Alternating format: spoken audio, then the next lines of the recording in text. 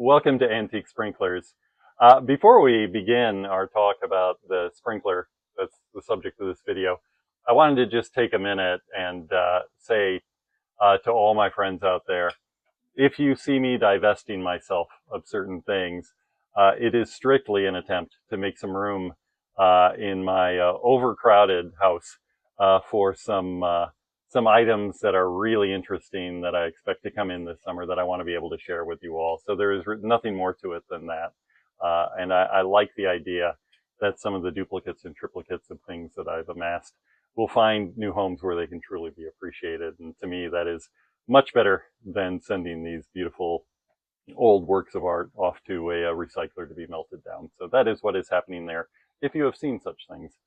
If you have not, I apologize for confusing you and wasting your time with this part of today's presentation. But with that, let's get on to what we're here to talk about, which is this beautiful Aqua number 14 part circle gear driven rotor.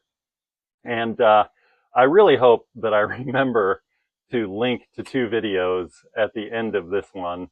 One is a video that I have that actually goes into a certain amount of detail about the history of the Aqua company. And so it'll keep me from going into that depth here.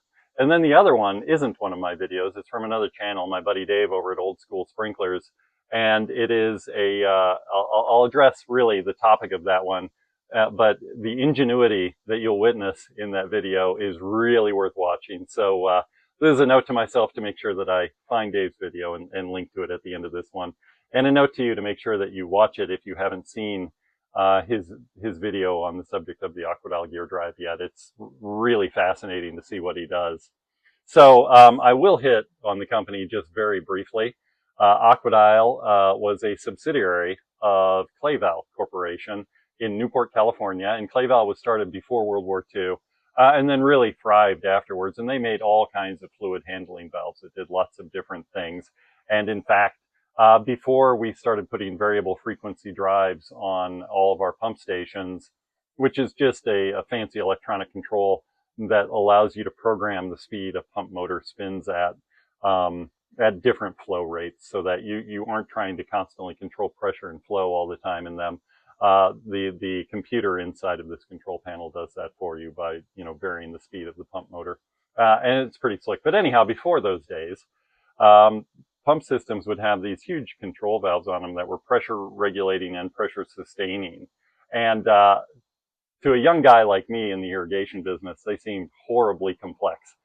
But we had some guys in our company that could really adjust them just right. And if they're not adjusted right, pumps cycle on and off. It's terrible. It's just a mess. And the system, it doesn't operate at the right pressure, and it's not good. So you really want somebody who knows what they're doing going out and working on those things. And sometimes I would be calling on a golf course superintendent who would say, "Hey, I'm glad you're here.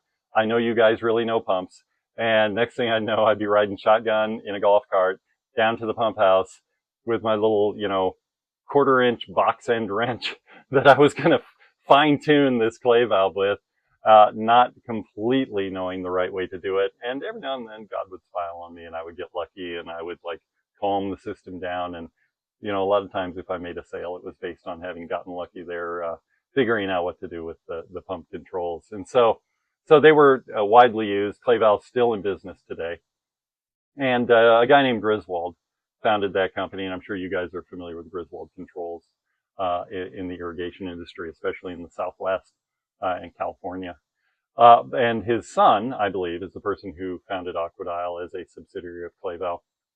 And it was in the 1950s that he did that. I've seen the trademarking of the Aqua logo from around 55 or so.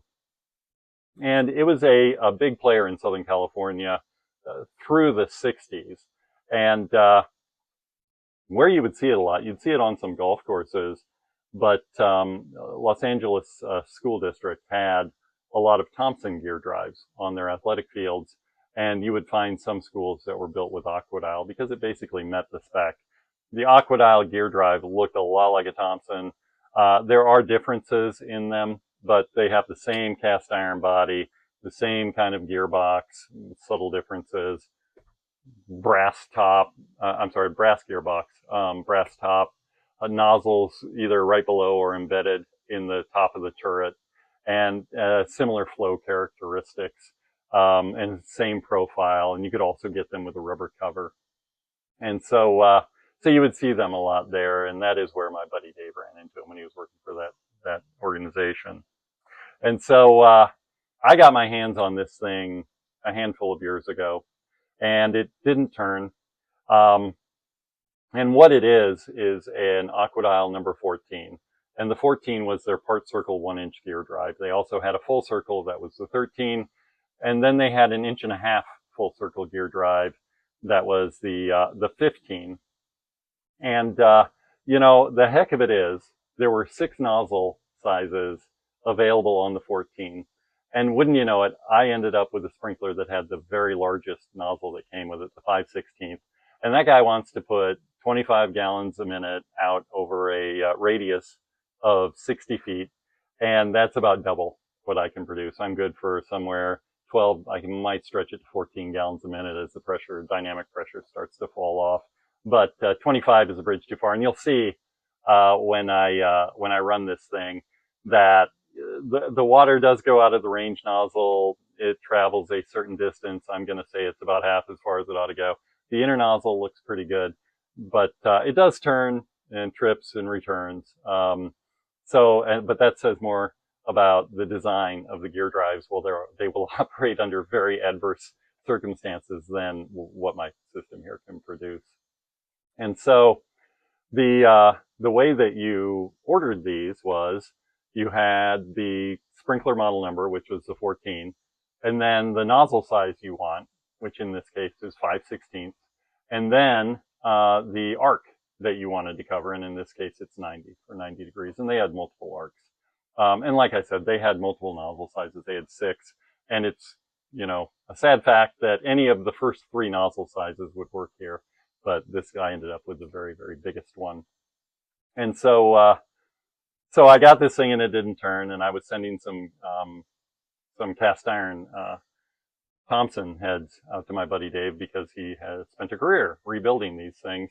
And the way that he discerned what was missing in this Aqua dial and then manufactured the piece out of other parts of things utterly unrelated to sprinklers to have it work perfectly right is just an incredible thing to say. So this is another point where I implore you to watch Dave's video. It's really, really awesome. So what would they do with these things? You know, in the late 60s and through the 70s, a lot of quick coupler systems on golf courses and on athletic fields were being automated. And so if you had a football field that maybe had quick couplers down the center that they'd plug big sprinklers into, and then had quick couplers around the side where they would plug part circle adjustable impacts into and water the whole thing that way overnight. What they were doing was they were suggesting that, you know, you take the quick coupler out and you rebuild the swing joint and leave space to have a control valve, either hydraulic or electric control valve, on a horizontal portion or on the last vertical piece of a swing joint. And then a sprinkler on top of that. So it was essentially single sprinkler control in a valve under configuration. And I think they were direct varying those valves. I've seen recommended installations for them, and I don't see a box of any kind. And certainly for the center row sprinklers down the middle of that field, or say in the middle of a fairway on a golf course, you really wouldn't want a valve box out there in the playing field. So I think they were direct varying the valves. Aqua had a really nice brass series of valves. And then, of course, they had the relationship with clay valves. So if you really wanted something that was going to last forever, you could vary a clay valve irrigation control valve. I think they were cast iron on your swing joint there, and essentially forget about it, you know. And then they would run either the control tubing or the wiring back to one of Aqua controllers of the day. And they had to be a pretty decent sized controller because you need a number of sprinklers. And if you're doing one sprinkler per zone, then you get to a pretty good sized controller pretty quick. If memory served, I think you needed their 23 station and a couple of different product lines of controllers that they have. But I'll put up pictures about that tell you better how that was. And so that's how they were selling, you know, retrofitting your manual quick coupler system with these things, and they had to work well. This is a very forgiving sprinkler. It can take a ton of abuse. The Thompson versions of these I've seen, work for over 50 years without any maintenance, and the Aqua is similarly constructed. I don't know what became of the Aqua company. When I got into irrigation in 86, 87, I knew of them. I saw catalogs for them, but I never saw any of their products. And I was in the Mid-Atlantic region, so they wouldn't have been big here anyway, unless, some architect out west spec'd a job here. So I am unclear of when they finally, ended their run in business, but they've been gone for many, many years at this point. But it is also just kind of another sort of niche player in irrigation that made incredibly high quality, very tough stuff back from the 50s, perhaps into the 1980s, and then that would have been about it for them. And they had a full line. They had spray heads, they had rotors, and valves and controllers. And that's really about all there is to say about Aqua and this particular sprinkler. The one thing that I have found is, even though Thompson sprinklers of the exact same era are slightly different than these, you can't interchange parts. Certainly you can't interchange nozzles, and the stator in the bottom. It's not called a stator; it's a pilot something, but it does the same thing that a stator does. Because if you could, I'd have a sprinkler that I could really use, but you can't. But I did notice that in Imperial catalogs of the same time, they're selling a sprinkler that's exactly like the Aqua sprinkler. So my assumption has always been that Thompson made these slightly different than the product that carried their name.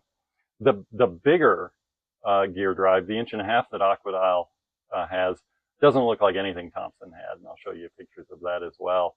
So I'm not sure who would have made that. Maybe Aqua did themselves, and who knows, maybe Aqua actually made this gear drive too. I have no proof one way or the other. It just seems a lot like a Thompson Commander gear drive, so that's kind of an assumption that I've always gone with. But like I said, the Imperial version is identical to the Aqua version. So if Aqua was making them, I would assume they private labeled them for Imperial. And Imperial used a lot of private label stuff in their sprinkler line, not so much in the valves and controllers. So that's what I have to say about the Aqua. I hope you stick around to watch it in operation.